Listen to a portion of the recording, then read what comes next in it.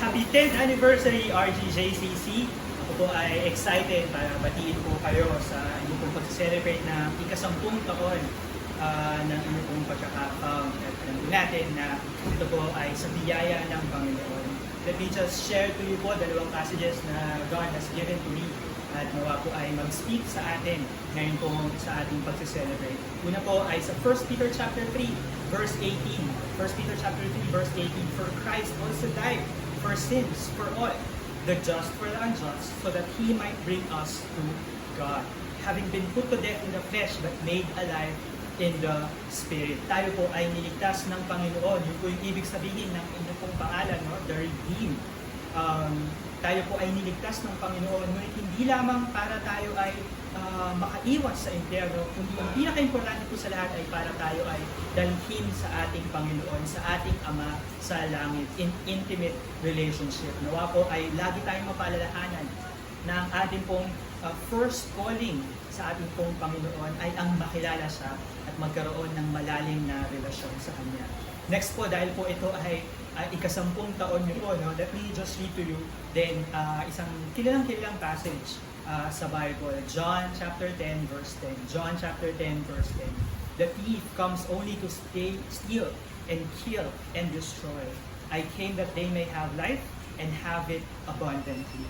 So, ang 10 po kasi sa biblical numerology means trials or testings, no?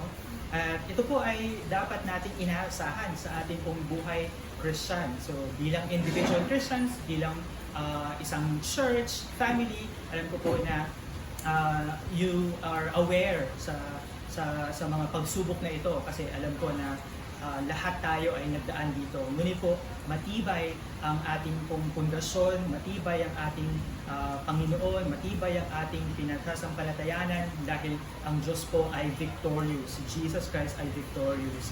At sa mga times po na tayo ay tinutokso ng kaaway na either tumalikod sa Panginoon or piliin yung na sumuway sa Diyos, alalahanin po natin na hindi natin siya kaaway, na at the end of the day,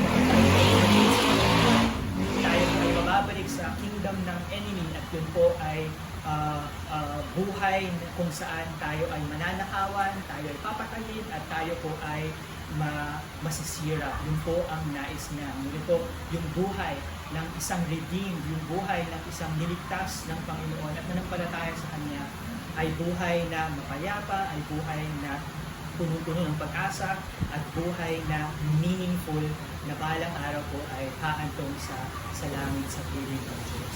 Ulit po, purihin ng Panginoon sa inyo pong ika-10 taon, more years pa po sa biyaya ng Panginoon at asahan niyo po na lagi po kayo, lagi po kayong laman ng aking pong panalangin.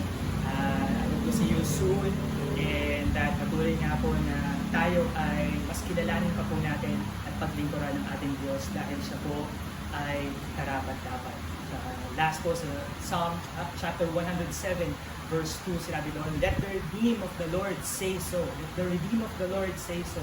Na patuloy po natin ipagmalaki ang Panginoon sa ginawa niya at patuloy niya pang ginagawa at gagawin pa sa mga buhay natin dahil siya po ay karapat-dapat sa ating pagsamba. Muli po, happy anniversary at pagpalain po kayong lahat ng tayo.